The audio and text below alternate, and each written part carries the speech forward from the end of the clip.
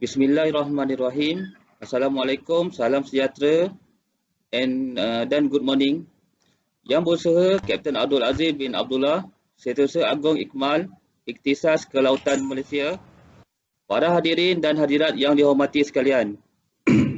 Tema Maritime Talk 2020 Siri 3, Kelestarian Pertumbuhan Perkapalan Maritim di Malaysia. Sustainable Growth of Maritime Shipping in Malaysia. Pada pagi yang mulia ini, Yang Berusaha Kapten Abdul Aziz bin Abdullah akan menyampaikan perkongsian ilmu yang bertajuk Strategi Meningkatkan Jumlah Pelaut Malaysia Berkualiti. Dipersilakan Yang Berusaha Kapten. Terima kasih Encik Syamsul Amri. Pertama sekali, saya bagi pihak Ikhtisas Kelautan Malaysia ingin mengucapkan ribuan terima kasih kepada pihak Jabatan Laut Malaysia kerana sudi mengundang kami untuk menyampaikan ceramah dalam sesi Maritime Talk ini. Yang kedua, saya juga secara peribadi ingin berterima kasih kepada semua ahli Kaunsil Ikmal yang banyak membantu dalam saya mempersiapkan ceramah ini. Terutama sekali perlu disebut nama Kapten Muhammad Fahmi Niza yang banyak membantu dalam segi teknikal, dan juga staf di Ikmal, Saudara Muhammad Zulfadli. Saya juga ingin berterima kasih kepada pihak-pihak yang banyak memberi maklum balas dalam mempersediakan ceramah ini. Untuk maklumat semua peserta sesi webinar ini, tata cara yang telah ditetapkan oleh Jabatan Laut bagi penyampaian ceramah dalam sesi Maritime Talk ialah, pertama, ianya mesti dalam bahasa Melayu.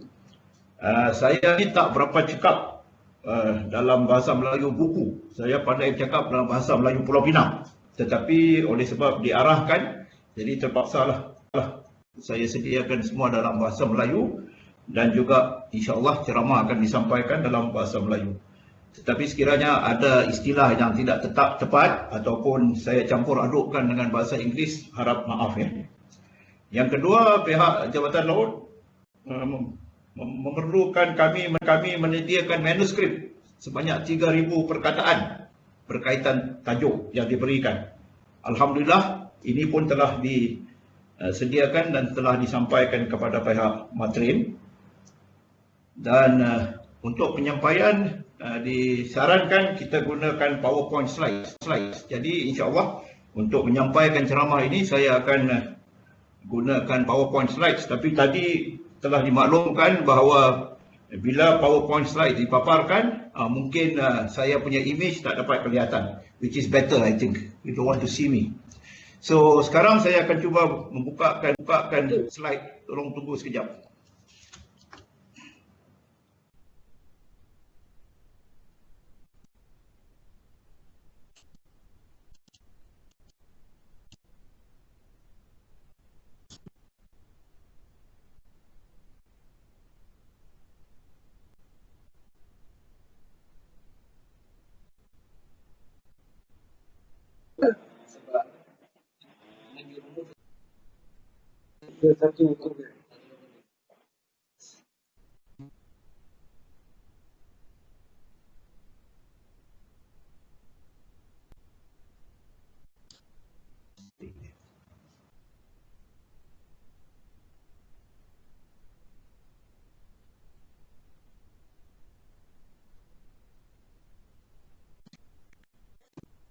Okey, diharap semua dapat. Encik Syamsul dapat tengok Dapat lihat slide?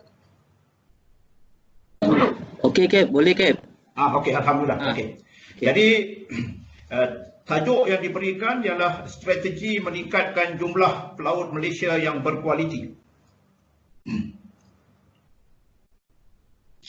Jadi isi kandungan yang saya akan huraikan dalam ceramah ini ialah, pertama, pengenalan, introduction.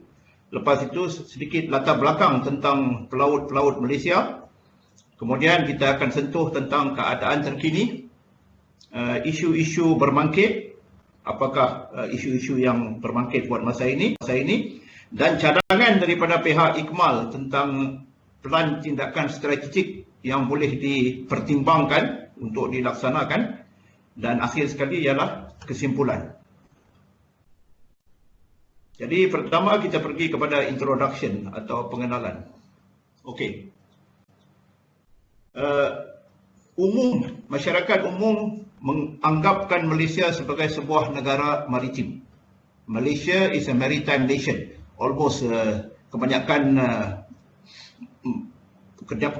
orang menggunakan istilah itu. Malaysia is a maritime nation.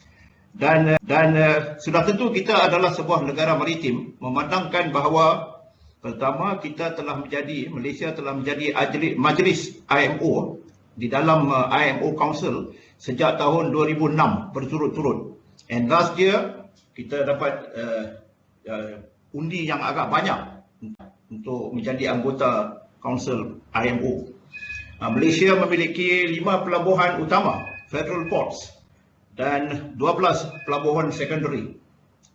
Syarikat gergasi kita, MISC Berhad, adalah antara pemilik kapal liquefied natural gas LNG yang terbesar dan juga termasuk crude oil tankers di dunia. Dan kita juga memiliki banyak syarikat-syarikat perkapalan yang domestik, yang kecil, yang beroperasi di Malaysia. Terutama sekali dalam sektor offshore supply vessel. Walau bagaimanapun, kita dapati bahawa dalam sektor pelaut, kebergantungan kita kepada tenaga kerja asing untuk bertugas di atas kapal Malaysia masih tinggi. Jadi kami akan cuba huraikan tentang hal ini nanti sekejap lagi. Dan kita ingin menerapkan latihan holistik dalam pembentukan sikap, tahap disiplin dan integriti pelaut Malaysia. This is what kita plan untuk cadangkan dalam ceramah ini. Jadi cara kita buat pendekatan yang kami pilih untuk buat ini ialah mengikut 3 aspek.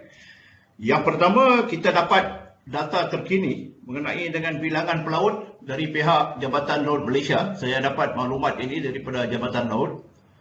Kedua, kita bikin satu kaji selidik di antara pemilik kapal dan pengurus syarikat perkapalan serta agensi penempatan pelaut ataupun manning agencies. Cara kita buat ini ialah kita antarkan satu kaji selidik dalam Google Form dan kita pohon agar pihak-pihak ini akan memberi jawapan melalui Google Form itu. Dan pendekatan ketiga ialah perbincangan di antara ahli-ahli majlis atau Council Ikmal yang banyak memberi pandangan-pandangan dan pendapat-pendapat yang akan saya huraikan sebentar lagi. Jadi sekarang kita pergi sedikit pada sejarah atau latar belakang pelaut-pelaut Malaysia.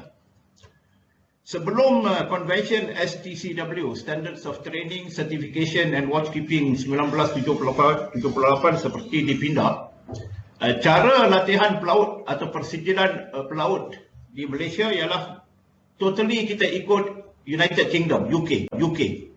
Sebab kita adalah sebuah negara Commonwealth, justru itu tidak ada global punya kehendak peraturan untuk latihan pelaut, jadi kita ikut UK. Pada zaman 50-an, tahun 60-an dulu, tidak wujud institusi latihan maritim di dalam negara. Ratings Malaya, masa itu kita dikenali sebagai Malaya sebelum 63. Ratings Malaya bertugas di atas kapal milik UK yang merupakan gergasi industri perkapalan pada waktu itu seluruh dunia. They are the giants. Warga negara Malaysia hanya mula dihantar untuk berlatih menjadi pegawai, officers di UK mulai tahun 1963. Mereka ini juga turut bertugas di atas kapal dagang milik UK. Jadi kita ada ratings Malaysia bertugas di atas kapal British. Selepas tahun 63 kita ada cadet dan pegawai Malaysia bertugas di atas kapal British. Bagaimana ratings Malaysia dapat bertugas di atas kapal walaupun tidak ada institusi latihan di Malaysia atau di Malaya waktu itu? Mereka berlatih secara on-the-job training. Ditangkap daripada darat, diletak di atas kapal British dan mereka belajar tentang tugasan-tugasan semasa berada di atas kapal. Ini gambar-gambar yang Kapten Muhammad Fahmi dapat daripada pihak rakan-rakan dia tentang setengah daripada mereka-mereka yang menjadi kelasi di atas kapal masa itu, di British. Kadet Malaysia hanya dihantar untuk belajar bermula pada tahun 1963 di bawah beberapa beasiswa dan mereka juga turut maju jaya menjadi pegawai di atas kapal-kapal British. Ini saja telah membuktikan pada pendapat kami bahawa ratings dan pegawai Malaysia sememangnya memiliki kualiti sejak zaman dahulu.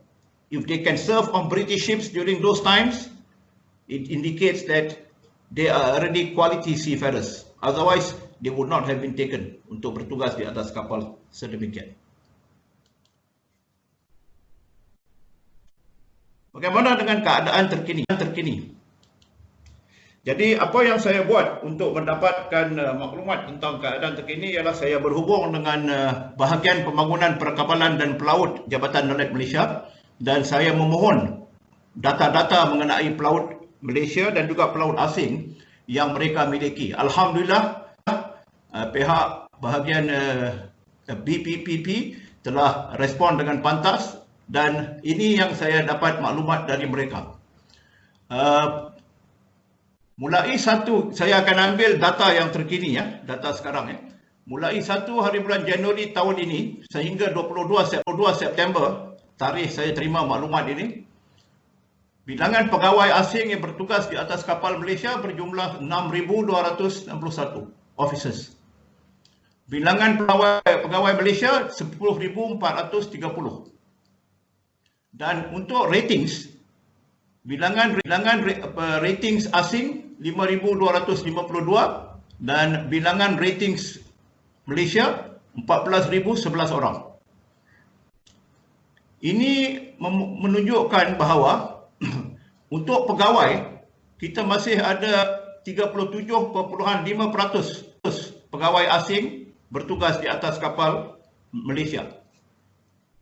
Untuk ratings, 27.2% pegawai ratings asing bertugas di atas kapal yang didaftarkan di Malaysia. 37.5% for officers, 27.2% for ratings. Ini dia punya nisbah dari segi jumlah yang bertugas untuk tahun ini ya. Kita ambil untuk tahun ini sehingga bulan September. Next. Kita tengok pula dalam bilangan COC dan COR. COR ini membuktikan berapa banyak pegawai-pegawai asing yang bertugas di atas kapal Malaysia. Sebab untuk mana-mana pegawai asing yang ingin bertugas di atas kapal Malaysia, mereka perlu memohon Certificate of Recognition daripada pihak Jabatan Laut dan dengan memiliki itu saja baru mereka boleh bertugas. Jadi saya akan ambil untuk Certificate of Recognition untuk tahun 2020 saja, untuk tahun ini sehingga bulan September. Jumlah COR yang dikeluarkan 3,646 keping.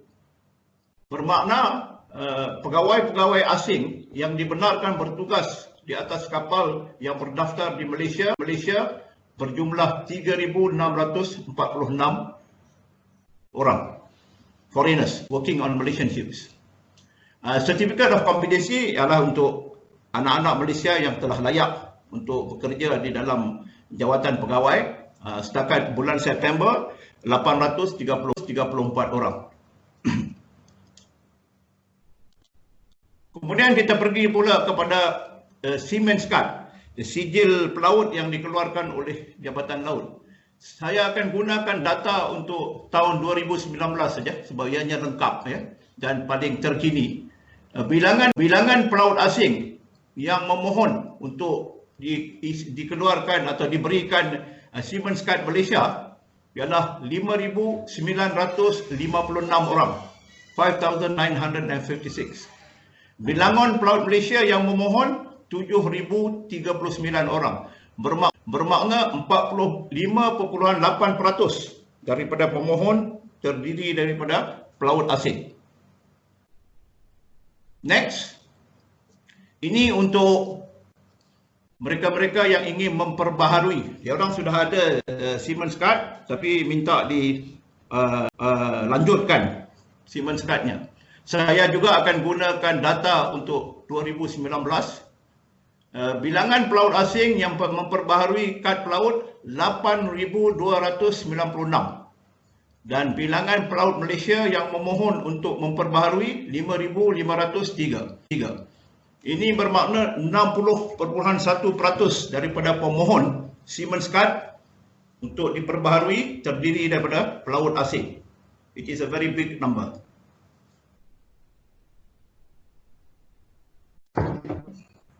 So, semua data sebentar tadi menunjukkan bahawa pada tahun 2020 ini kita masih memiliki ramai pegawai asing dan juga pelaut asing bertugas di atas kapal yang berdaftar di Malaysia.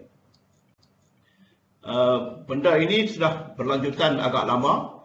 Jadi tujuan kami paparkan data tadi ialah untuk membuktikan bahawa ianya masih berlaku lagi. Di mana for whatever reasons, di mana kita akan bincang sebentar lagi, masih ramai pelaut asing bertugas di atas kapal yang didaftarkan di Malaysia. Jadi selepas saya dapat data itu, saya pergi pula kepada sekarang rumusan data itu, tenaga kerja asing membentuk 1/3 daripada jumlah tenaga kerja di atas kapal milik Malaysia. The data proves that. Mengapa ini berlaku?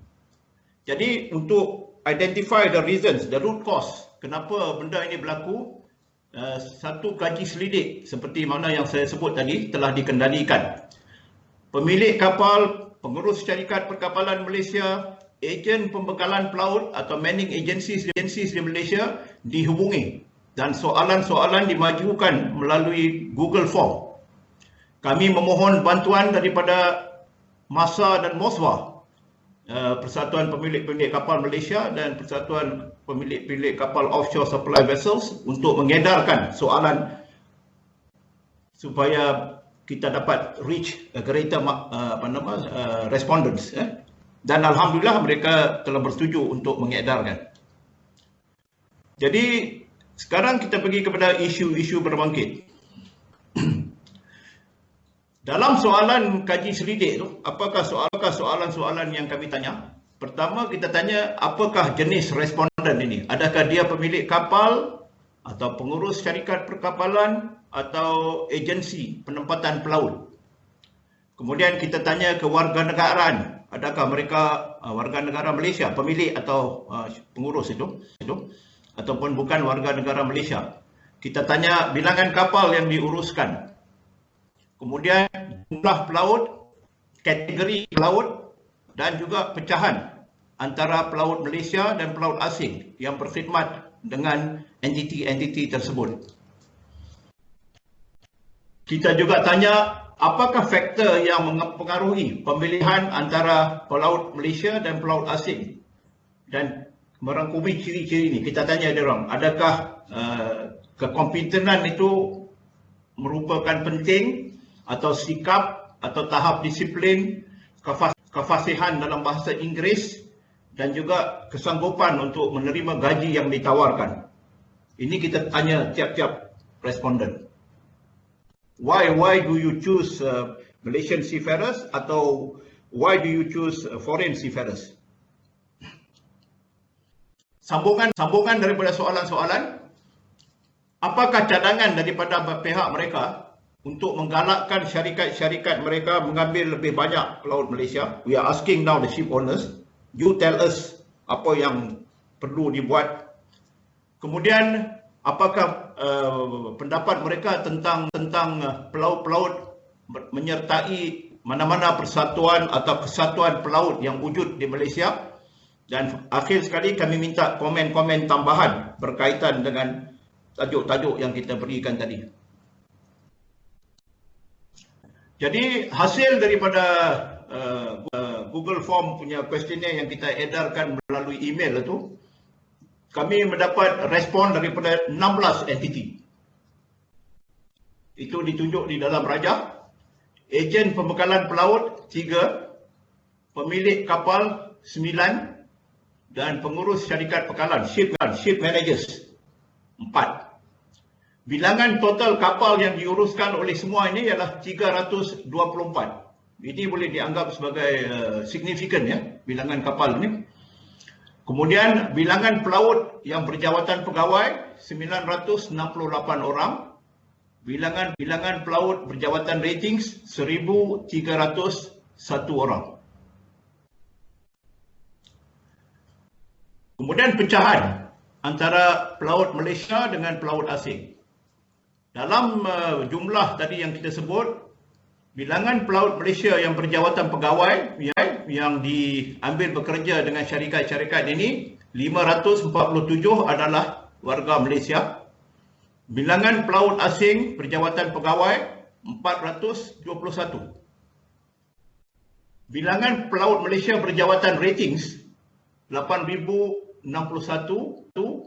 Bilangan pelaut asing berjawatan ratings 440. Graf ini sekali lagi menunjukkan di dalam keanggotaan syarikat yang menjadi responden kepada kaji selidik yang kami hantar, masih besar bilangan-bilangan pelaut asing yang bertugas di atas kapal pengurusan atau milik mereka. Graf ini membuktikannya. Isu-isu berbangkit, maklum balas tambahan yang kami terima daripada responden berkaitan soalan-soalan yang saya kemukakan tadi mengenai kecenderungan untuk mengambil pelaut Malaysia dan pelaut asing untuk berkhidmat di atas kapal. Kami dapati daripada respons yang kami terima, majikan memberi pertimbangan yang sama terhadap kelima-lima ciri yang tersenarai semasa menilai untuk mengambil pelaut Malaysia atau pelaut. They give the same weightage kepada kekompetanan, disiplin, kepada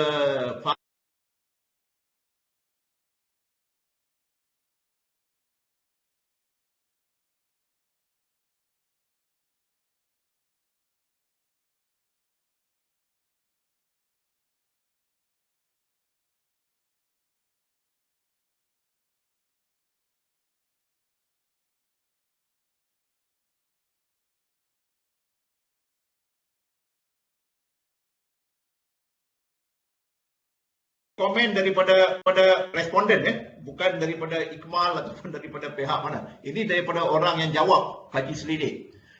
Pertama, mengenai pelaut Malaysia kurang daya tahan katanya. Kedua, perlu lebih profesional, perlu lebih berdisiplin.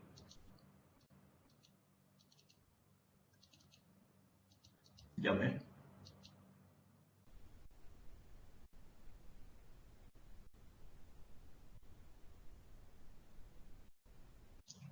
Zul? Dia tak.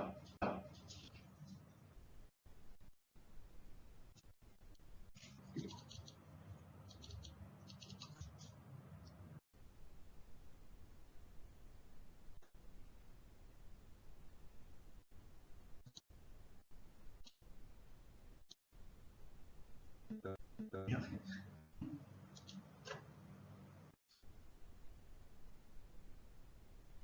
Bincang.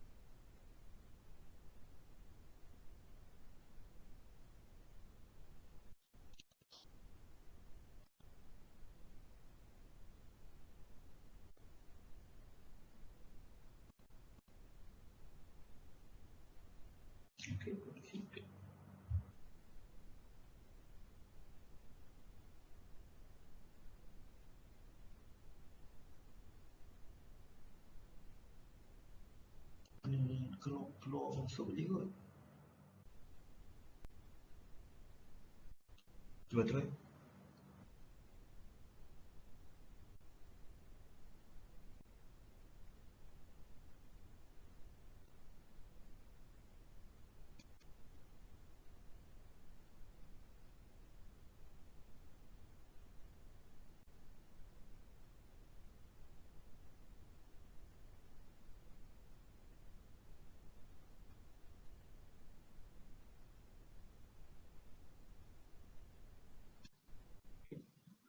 Tuan-tuan, para hadirin dan hadirat, minta maaf sebab ada gangguan teknikal sekejap. Kami akan perbaiki dengan keadaan segera.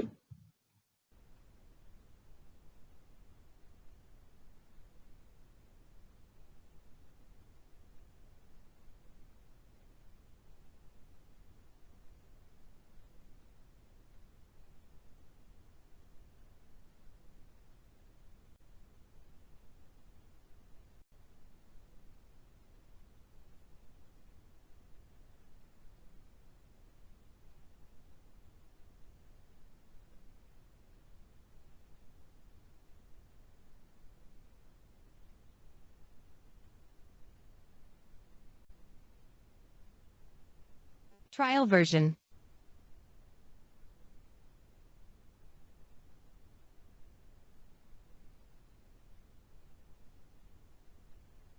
Trial version.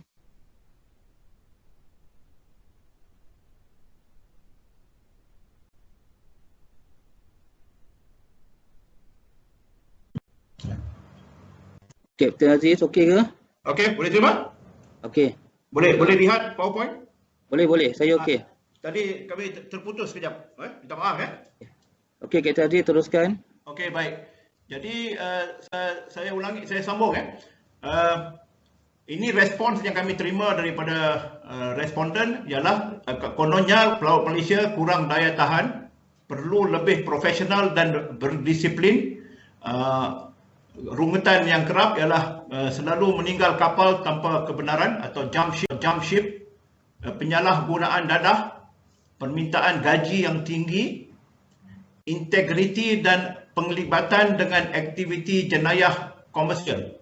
Kurang integriti dan penglibatan dengan aktiviti jenayah komersial, jualan minyak, toleransi antara budaya-budaya yang agak rendah, dan persatuan atau kesatuan pelaut perlu memainkan peranan yang proaktif, meningkatkan tahap profesionalisme pelaut Malaysia dan cuba memasarkan keluar negara. Apa yang diorang cakap, persatuan atau kesatuan pelaut yang wujud sekarang wajib memainkan peranan yang lebih proaktif untuk meningkatkan tahap profesionalisme pelaut Malaysia. Ini komen daripada responden. Jadi hasil daripada itu, Kaunsil Ikmal berbincang dan ini adalah antara langkah-langkah yang kami fikir boleh dilakukan. Satu, untuk menyelaraskan dengan Maritime Talk Series ini untuk 2020, iaitu kelestarian pertumbuhan perkapalan maritim di Malaysia ataupun Sustainable Growth of Maritime Shipping in Malaysia. Kami berpendapat bahawa pelaut Malaysia juga perlu memainkan peranan yang jitu untuk menjadi pelaut yang dipilih, seafarers of choice, untuk bantu mencapai hasrat ini. Jadi, antara tindakan yang kami cadangkan adalah perlu dimainkan oleh tiga pihak. Satu, peranan yang perlu dimainkan oleh pelaut, peranan yang perlu dimainkan oleh pihak majikan, dan juga ketiga ialah peranan yang perlu dimainkan oleh pihak berwajib. Okey. Tindakan oleh pelaut.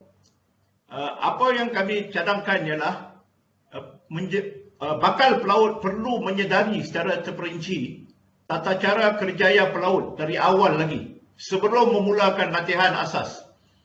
Mereka mesti faham tentang pengorbanan dari segi emosi dan mental dan cabaran yang perlu dihadapi.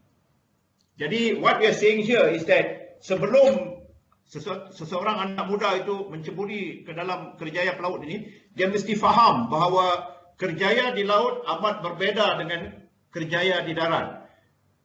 Dari segi masalah pengorbanan yang diperlukan, ini perlu dimaklumkan kepada mereka-mereka yang bakal menjadi pelaut dari awal lagi. Juga mereka perlu memiliki kecekalan dan jati diri untuk menghadapi kedua-dua perkara di atas. Maknanya pengorbanan dengan cabaran. Kalau tidak sanggup, lebih baik mereka berhenti dan terus dari terus berkhidmat. They should stop there. Jangan terus dalam kerjaya pelaut. Sebab what happens then, kalau mereka terus jadi pelaut walaupun dia tak sanggup terima the challenges, masalahnya akan timbul bila dia sudah jadi lebih kanan, sama ada dalam rank ratings ataupun dalam ranking officer. Jadi kita tak mahu ini membebankan majikan dan juga rakan sekerja. Mereka pelaut mesti lebih berintegriti, berdisiplin, sanggup bekerja sebagai satu pasukan, teamwork. Ini semua mesti ditekankan, especially semasa jalani latihan.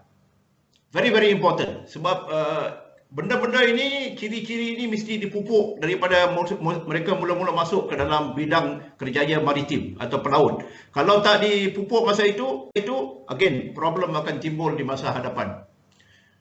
Kemudian kita cadangkan pelaut Malaysia mesti memiliki sifat ingin tahu selok-belok tugasan. Always want to know. And caranya ialah dengan belajar dari rakan setugas yang lebih berpengalaman. In fact, this is the principle behind STCW 78 seperti dipindah. Kenapa mereka perlukan pelaut menjalani sea time mengikut jadual sebelum dibenarkan ambil peperiksaan untuk grade yang lebih tinggi? Tujuannya supaya pelaut ini dapat memerhati, mempelajari dan mencuba tugasan-tugasan yang diperlukan. So kita cadangkan pelaut-pelaut Malaysia juga mesti memiliki ini. Always willing to know, want to know more tentang tugasan-tugasan dan apakah kerja-kerja yang perlu dilakukan.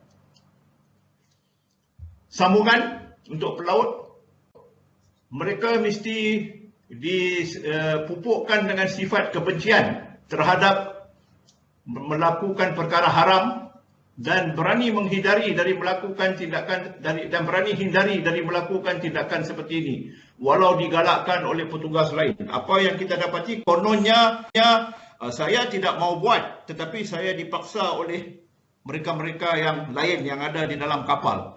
Justru itu dia pun sanggup membuat kelakuan-kelakuan haram ini. Jadi this one we have to tackle untuk memastikan kalau pelaut itu bertugas di atas kapal, dia mesti mempunyai jati diri to say no to all these perkara-perkara yang tidak baik yang dilakukan. Dalam hal tuntutan gaji, perlu membuktikan, pelaut mesti membuktikan bahawa beliau layak, beliau memiliki kewibawaan dan prestasi kerja yang baik untuk diberi gaji yang dituntut itu. Jangan sewenang-wenang saja minta tanpa membuktikan kata kita layak. Kemudian kami amat menggalakkan supaya pelaut Malaysia cuba menceburi peluang pekerjaan di luar negara. Jangan kita pandang di dalam negara saja, kita mesti lihat di luar negara juga. Alhamdulillah buat masa ini kita tahu bahawa ada beberapa anak-anak Malaysia yang bertugas dengan syarikat-syarikat di luar negara, walaupun data secara official tidak ada, tapi kita tahu dan kita harap lebih banyak anak-anak Malaysia sanggup bertugas di atas kapal-kapal milik negara asing. Kemudian teknologi moden, ini satu cabaran yang agak penting. Kita amat menggalakkan agar pelaut Malaysia berjinak-jinak dan mempelajari selok-belok teknologi moden yang sering diperkenalkan di atas kapal demi memudahkan tugasan. Teknologi is always changing. Pada tahun 2018, Iqmal ada menjemput Mr. Yi Yang Chen, Presiden Grup CEO MIC Berhad, dan beliau pun memberi satu syarahan Iqmal Presiden Malaysia mengenai tajuk ini Reimagining the Future Seafarers, dan beliau pun amat menekankan perkara ini. Teknologi, we have to be in tune dengan teknologi. Jadi pelaut-pelaut Malaysia sepatutnya jangan bimbang dan jangan takut, mesti ada daya untuk ingin belajar. Kemudian keterbukaan mencuba peluang baru di atas kapal-kapal yang lebih baik dan pendedahan kepada peralatan canggih mengamal prosedur teknologi tinggi, high tech. Ini sama juga yang dengan item yang sebentar tadi yang saya sebut. Kapal sekarang lebih memiliki teknologi tinggi, alat-alat moden. Jadi pelaut-pelaut Malaysia seharusnya willing to try out these kapal-kapal dan jangan stick kepada kapal-kapal tradisional saja. Mesti ada adventures punya spirit, berani mencuba. Kemudian problem dengan pelaut Malaysia ialah mereka bimbang selepas turun ke darat apa yang boleh dilakukan selain daripada bertugas dengan syarikat perkapalan. Jadi kami cadangkan tiap-tiap pelaut Malaysia perlu meningkatkan kebolehan pasaran, marketability diri dengan mengikuti pengajaran akademik yang bersesuaian yang ditawarkan oleh institusi pengajian tinggi setara dengan pencapaian grade kepintaran mereka. Especially for the officers, kalau you dah ada professional qualification, cuba dapatkan academic qualification. Dan Alhamdulillah sekarang di Malaysia ada beberapa universiti yang menawarkan kursus-kursus ke peringkat sarjana dan juga siswadah bagi Malaysian seafarers. You boleh cuba ikuti kursus-kursus sedemikian. Satu lagi item ialah perlu bersiap siaga dengan memperbaikan kemahiran, multi-skilling.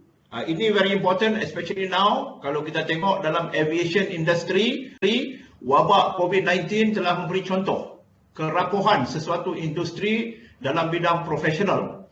Especially kalau kita tengok airline pilots, banyakkan yang tidak ada kerja sekarang. Jadi, konsep multi-skilling perlu diikuti ataupun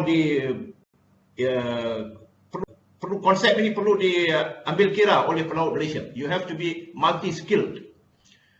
Kemudian menjadi ahli di dalam badan-badan profesional yang bersesuaian demi meningkatkan tahap profesionalisme mereka secara berterusan. Continuous learning. Jadi Iqmal galakkan pelaut Malaysia mesti jadi ahli dalam badan-badan profesional so that you can do continuous learning dan tingkatkan lagi tahap profesionalisme you. Now kita pergi ke majikan, very important sector.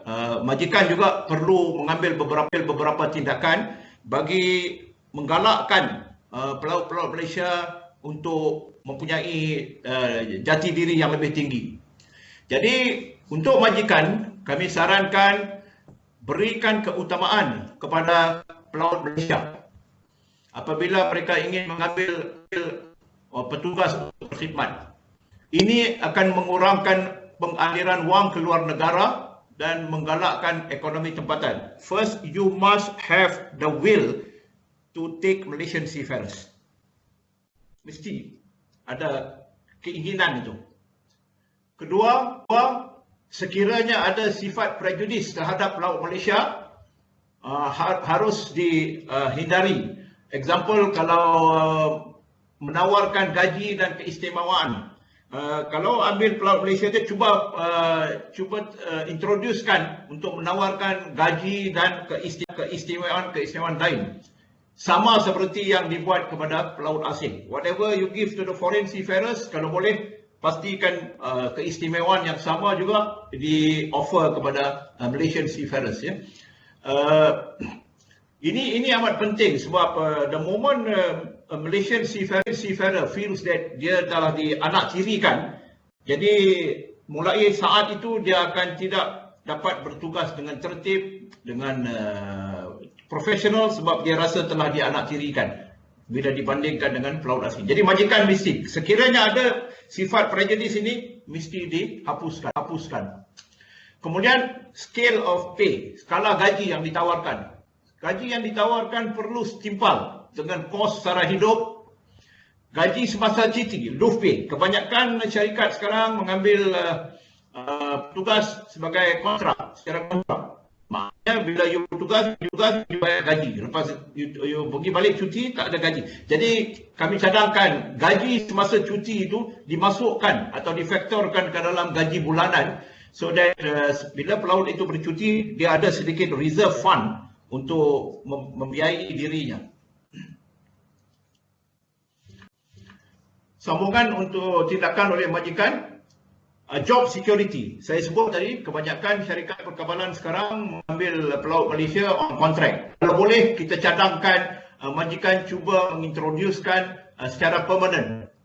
Sebab dalam satu kajian akademik yang dibuatkan oleh orang bernama pada tahun 2002, job security dan pengembangan kerjaya merupakan faktor menarik yang utama untuk pekerja menjadi cemerlang dalam industri. So, kalau kita boleh introducekan job security, bermakna bila kita ambil petugas untuk bertugas, dia akan bekerja secara permanent. Bukan itu. Dan menguruskan masalah disiplin pelaut Malaysia secara profesional dan cekap. Umum mengetahui untuk masalah ini pelaut, ini bukan pelaut Malaysia saja ada masalah. Pelaut asing pun ada masalah juga. Dia orang pun ada problem juga. Tetapi kalau pengurus syarikat atau majikan pandai menguruskan masalah disiplin ini, insya-Allah ianya boleh diperbetulkan. Jabatan Laut, Ikmal dan Majikan boleh pakai konsep mahkamah industri. Kalau ada kes-kes yang agak kritikal, gunakan konsep mahkamah industri dan ini boleh dicapai melalui mekanisme tripartite committee di bawah MLC 2006 yang sedia ada. Majikan menggalakkan pelaut Malaysia menjadi ahli badan-badan yang mewakili pelaut Malaysia. Ini akan memudahkan sebarang isu yang timbul boleh diselesaikan secara perbincangan dengan persatuan tanpa membabitkan pihak berwajib. Ini dari segi Ikmal punya pengalaman kami dapati amat efektif.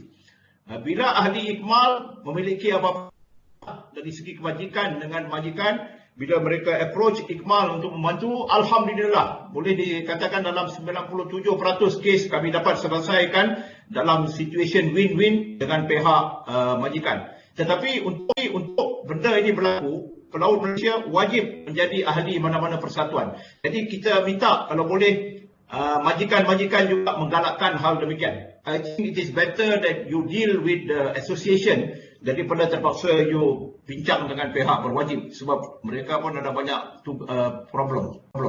Banyak tugasan lain, sorry. Now kita datang ke cadangan oleh pihak ketiga iaitu pihak berwajib. These are the concerned agencies ya. Satu, menambah baik pangkalan data berkaitan pelaut yang sedia ada dengan mengambil kira keperluan majikan.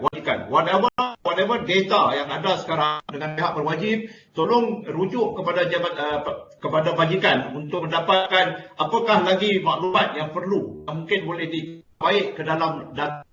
Dari segi Ikmal dalam menyediakan ceramah ini saya dapati setakat ini masih belum saya dapat data berapakah jumlah pelaut Malaysia yang bertugas di atas kapal milik negara asing. How many Malaysian seafarers are working outside of Malaysia? Data itu belum ada. Sebab katanya susah untuk didapati. Kedua, untuk pihak berwajib, kenalkan prosedur pelaut Malaysia yang bertugas di luar negara mendaftar. Ini sama dengan tadi. Cuba cari satu prosedur di mana pelaut Malaysia yang bertugas di luar negara perlu mendaftar dengan pihak berwajib. So that we know. Because kalau berlaku apa-apa kes dari segi kebajikan mereka tidak ambil kira oleh pihak asing, sekurang-kurangnya kita boleh tahu berapa jumlah yang terlibat dan di mana mereka berada. Mempertimbangkan penguatkuasaan dalam memastikan kapal-kapal Malaysia yang beroperasi di dalam perairan Malaysia mengambil pelaut Malaysia untuk berkhidmat. Baru-baru ini Jabatan Laut Alhamdulillah telah keluarkan MSN 19/2020 di mana semua kapal-kapal yang beroperasi dalam perairan pelabuhan diwajibkan untuk mengambil pelaut-pelaut Malaysia mengikut jadual yang ditetapkan. Kalau benda ini boleh diperluaskan untuk kapal domestik, kapal near coastal dan kapal unlimited, insya-Allah benda ini akan lebih baik. Saya tahu ada negara jiran yang berbuat sedemikian. Jadi the question is, kalau negara jiran boleh buat demikian, kenapa Malaysia tak boleh mempraktikkan syarat yang sama? Menambah baik penguatkuasaan dan pemantauan peruntukan di bawah Perlesenan Perkapalan Dalam Negeri (DSL) berkaitan nisbah 70/30 antara pelaut Malaysia dan asing yang berkhidmat demi mendapatkan lesen tersebut. Ini sering disebut oleh banyak orang. Untuk mendapatkan lesen DSL ini, kapal tersebut mesti membuktikan mengikut perundangan dia punya nisbah antara pelaut Malaysia dan pelaut asing ialah 70/30. Tapi dalam kebanyakan kes sama ada benda ini tidak dipatuhi tetapi masih boleh mendapat dikeluarkan DSL, ataupun pada mulanya dipatuhi, lepas itu bila dah dapat kontrak dan mula bertugas, pelan-pelan pelaut Malaysia dikurangkan dan pelaut asing dinaikkan tanpa menjejaskan DSL. Jadi kalau boleh penguatkuasaan yang lebih kerap dan juga cekap dilakukan. Bagi syarikat offshore supply vessels, ini masalah yang sering timbul di mana pengurangan cukai atau tawaran geran untuk syarikat dengan 100% tenaga kerja tempatan sebagai insentif. Kalau boleh untuk OSV, kita cadangkan pihak berwajib pertimbangkan untuk pengurangan cukai bagi syarikat-syarikat yang mengambil 100% rakyat Malaysia untuk jadi dia punya petugas di atas kapal. Kemudian untuk pelaut pula, perluasan pengecualian cukai pendapatan income tax waiver bagi pelaut Malaysia yang berkhidmat di sektor OSV. Masa ini hanya pelaut Malaysia yang berkhidmat di atas kapal pelayaran tanpa had, unlimited voyage sahaja yang diberi keistimewaan. So setakat ini those yang belayar atas unlimited voyage, dia orang dapat tax exemption, income tax, tapi yang OSV tak dapat. Ikmal juga telah banyak kali cuba untuk menyelesaikan atau membuat rayuan, tapi setakat ini masih tidak berjaya. Jadi harap ini dapat dipertimbangkan oleh pihak berwajib. Kemudian menambah bilangan pegawai melalui penempatan kadet pihak kadet. Ini kes di mana kadet yang tidak dibiayai oleh syarikat perkapalan selepas 2 tahun belajar di sekolah ataupun akademi, tidak dapat kapal untuk buat dia punya 12 bulan praktikal. Jadi Ikmal telah menganjurkan satu bengkel berkaitan ini pada tahun 2019. Rumusan untuk cara cuba menyelesaikan masalah ini telah kami ketengahkan dan menunggu pelaksanaan daripada pihak kerajaan. We have already submitted the resolutions.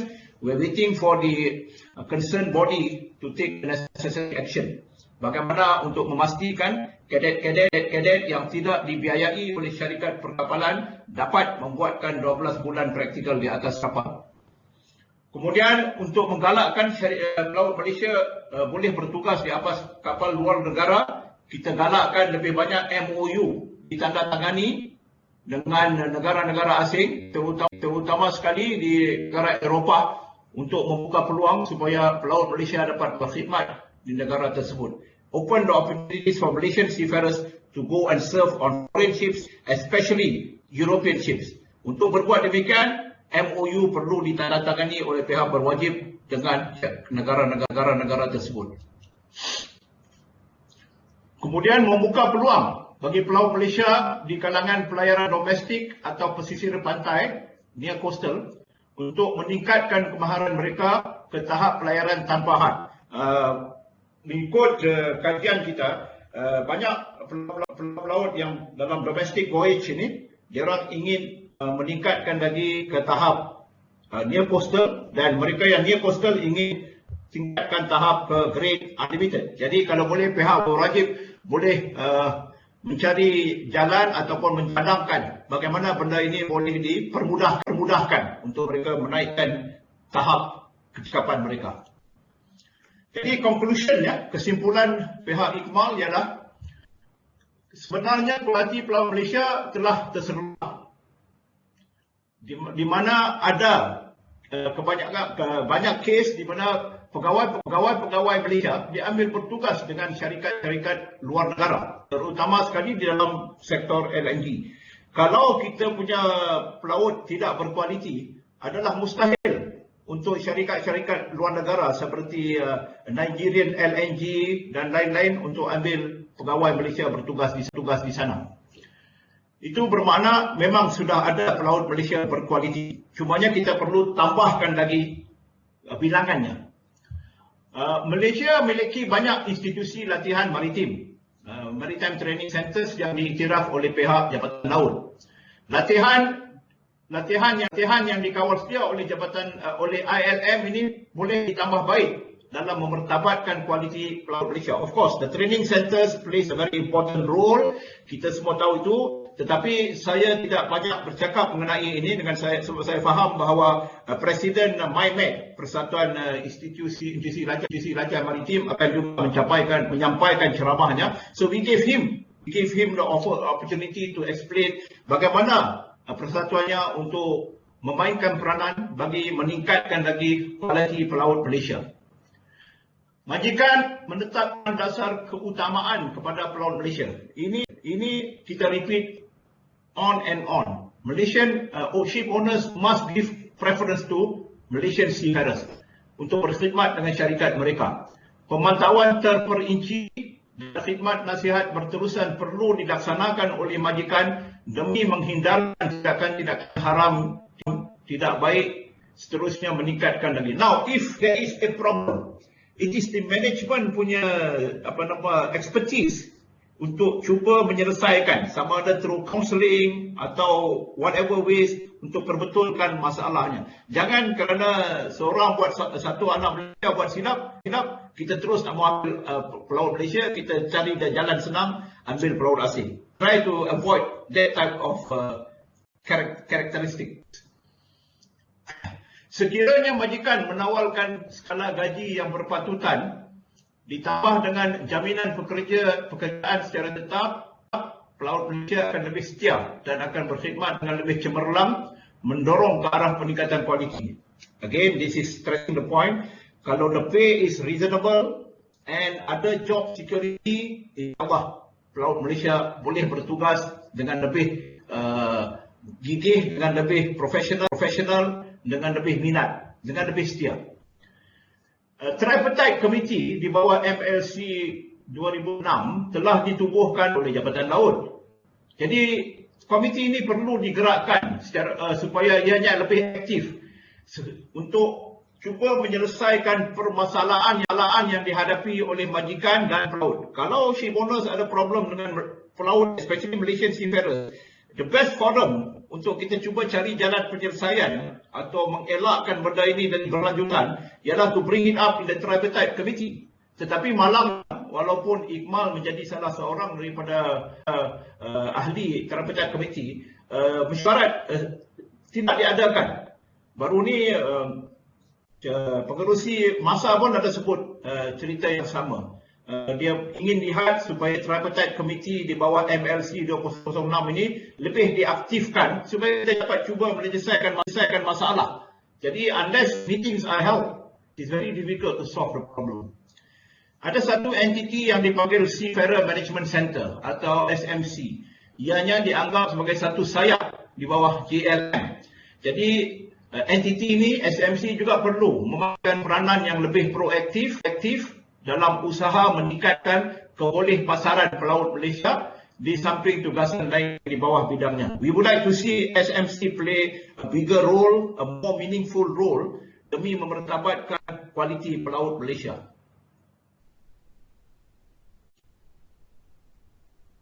Di dalam tahun 2015, Baltic and International Maritime Council, BIMCO, meramalkan akan wujud kekurangan pegawai sebanyak 92,000 pada tahun 2020 secara global di seluruh dunia.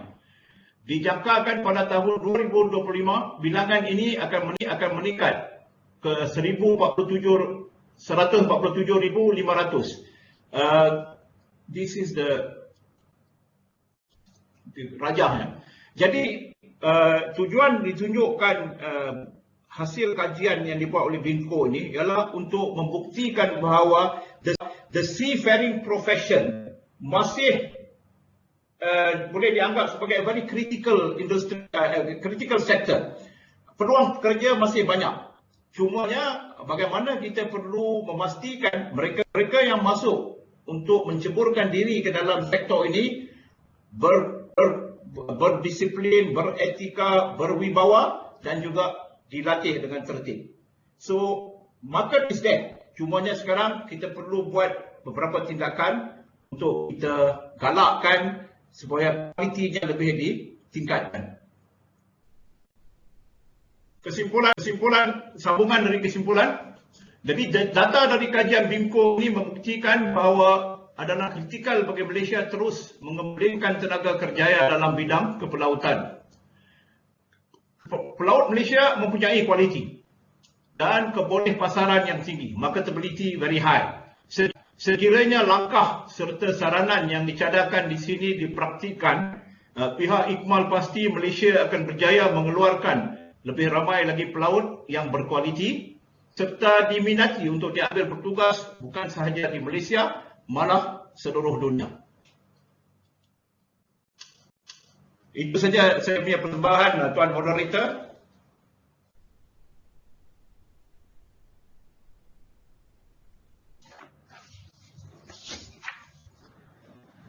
Okey. Yang Berusaha Kapten Abdul Aziz. Okey, kita buka sesi soal jawab kepada hadirin. Memandangkan masa tidak mengizinkan, dipohon hadirin untuk menulis soalan di ruang chat. Kami akan memilih soalan-soalan yang berkaitan untuk diajukan kepada Yang Berusaha Kapten.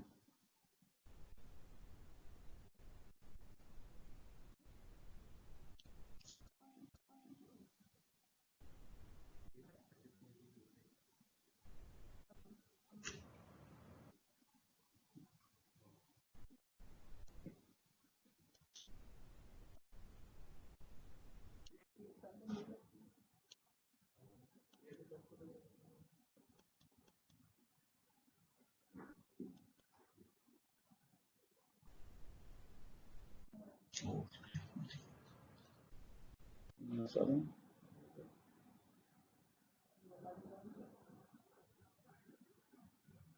Okey, sebentar ya Kapten Aziz, saya cek soalan. Okey, Kapten Aziz, ada soalan daripada Encik Norain, iaitu our concern talking about going to grassroots. Any initiative have been made to highlight opportunities maritime industry is offering? Okay, terima kasih. Tolong ulang sekali lagi. Okey, daripada Encik Norain, dia punya soalan, our concern talking about going to grassroots. Any initiative have been made to highlight opportunities maritime industry is offering? Grassroots, ya? Keywords itu grassroots. Ya. Betul. Okey. Maknanya soalan ni tanya, apakah inisiatif yang diambil untuk kita cuba sampai ke grassroots level. Jadi pada anggapan saya, grassroots bermakna the students lah. Untuk kita galakkan students ini, ataupun isi talking about pelaut. Kalau inisiatif dari segi mendekati student, saya ingat kebanyakan institut latihan maritim telah berbuat demikian. Mereka telah pergi memberi ceramah-ceramah di sekolah-sekolah dan juga di kolej-kolej.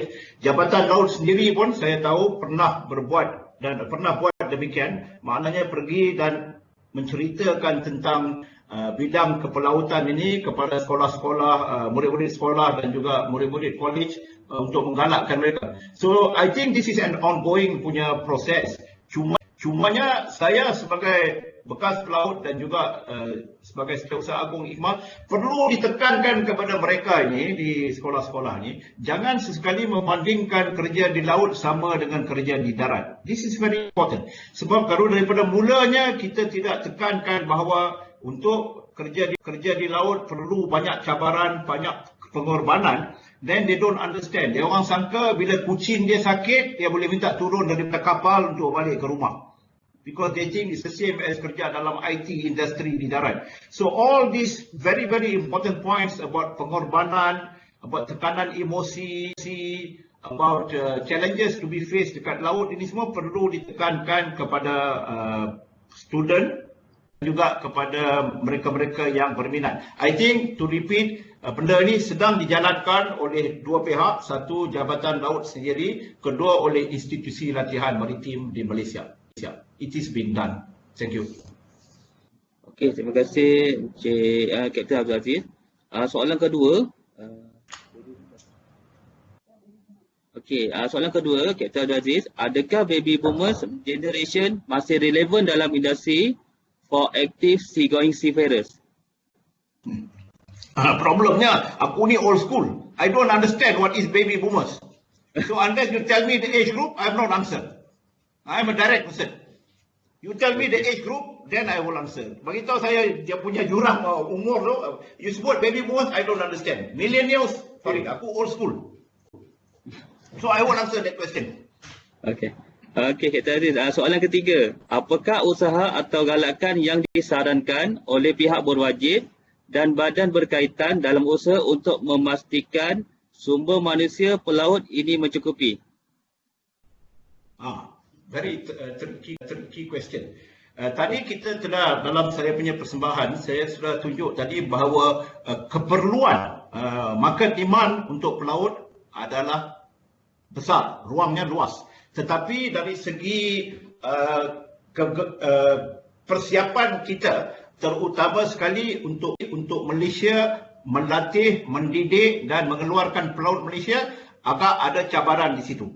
Sebabnya kebanyakan kekosongan di kapal kita dibuktikan masih diisi oleh orang asing. Justru itu banyak inisiatif perlu diambil oleh pihak berwajib, oleh Institut Latihan Maritim, oleh persatuan-persatuan seperti IKMAL untuk menggalakkan mereka-mereka yang mempunyai potensi sebagai pelaut untuk menceburi bidang ini.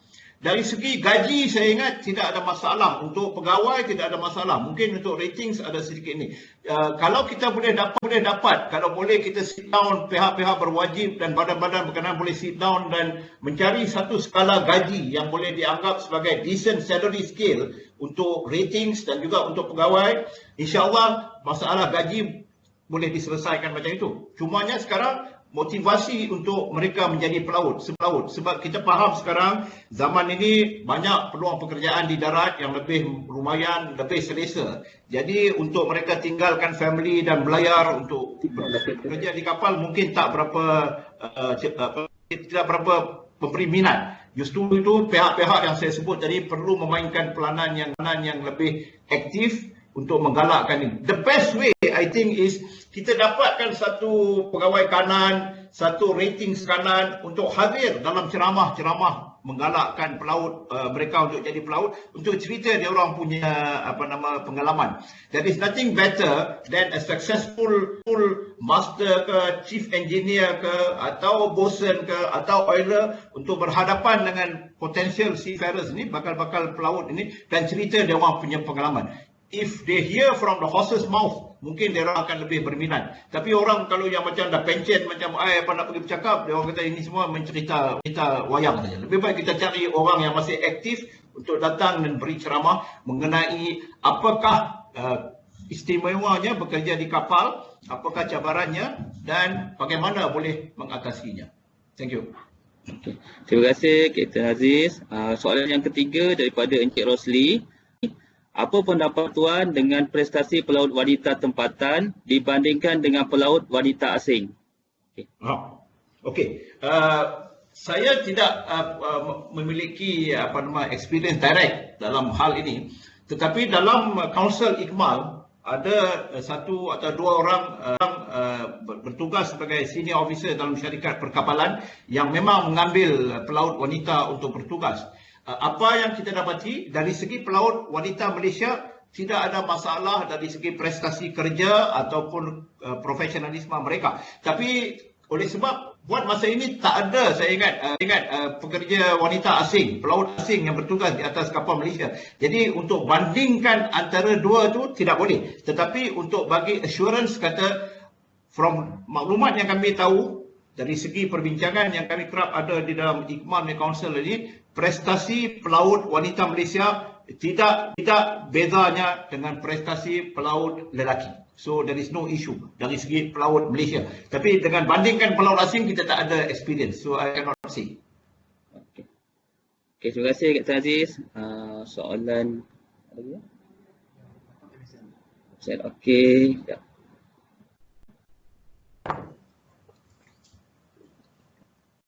Okey. Soalan keempat, Kapten Aziz daripada Tuan Haji Abdul Majid bin Haji Rais, berkaitan apa strategi Ikmal dalam merealisasikan notis perkapalan Malaysia 19 tahun 2020. Tolong repeat sekali.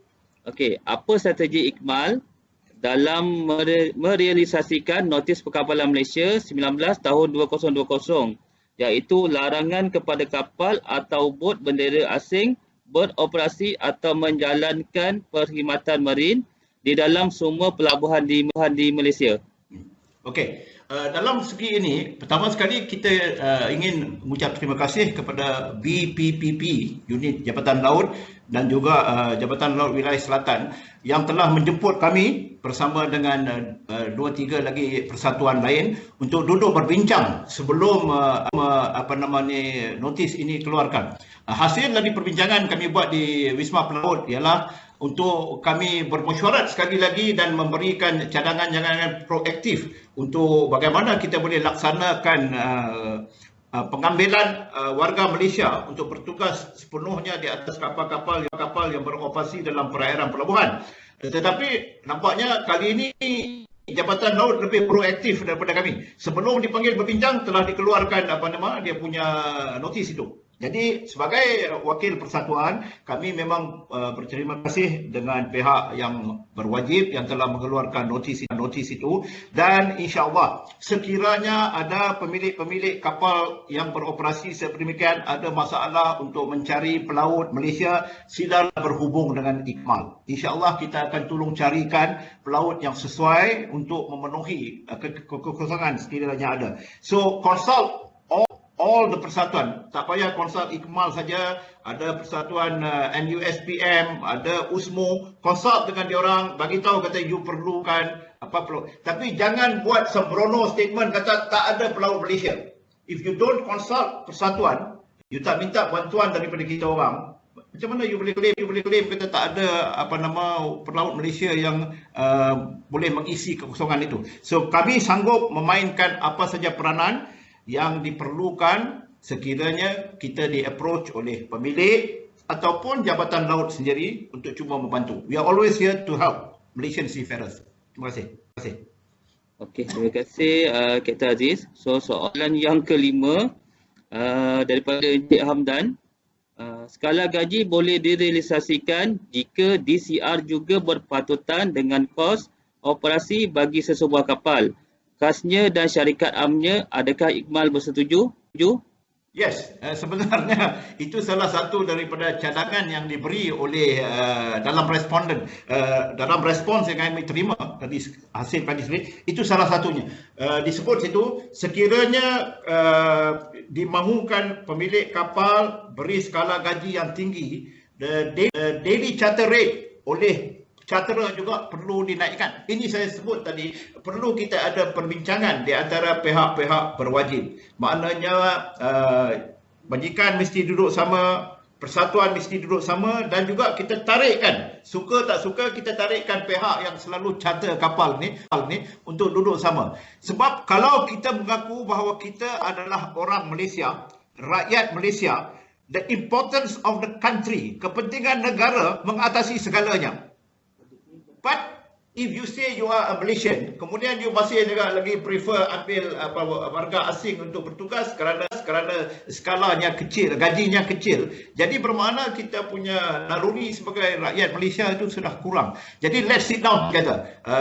Kita faham charterers ada masalah, especially masa ini. Kita faham majikan ada masalah, tetapi pelaut pun ada masalah. So let's sit down together untuk cari jalan penyelesaian yang lebih baik. Persatuan ada, Jabatan Laut ada, Kementerian ini, Kewangan ada, Ministry of Transport, Maritime maritime division ada. Kalau kita duduk semeja dan bincang, tiap-tiap entiti beritahu apa masalahnya, insya-Allah kita boleh cari satu jalannya. Tetapi the fact must be that sebagai seorang warga Malaysia, kita perlu bantu rakyat Malaysia first before kita pandang kepada warga asing. Thank you. Okay, terima kasih Kapten Aziz. So, ada soalan terakhir.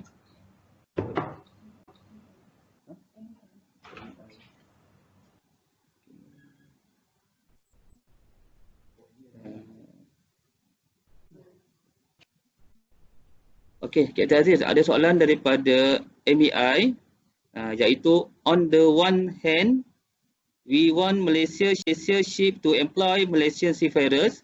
On the other hand, we also want Malaysian seafarers to join foreign ship. Is there some conflict in objective here?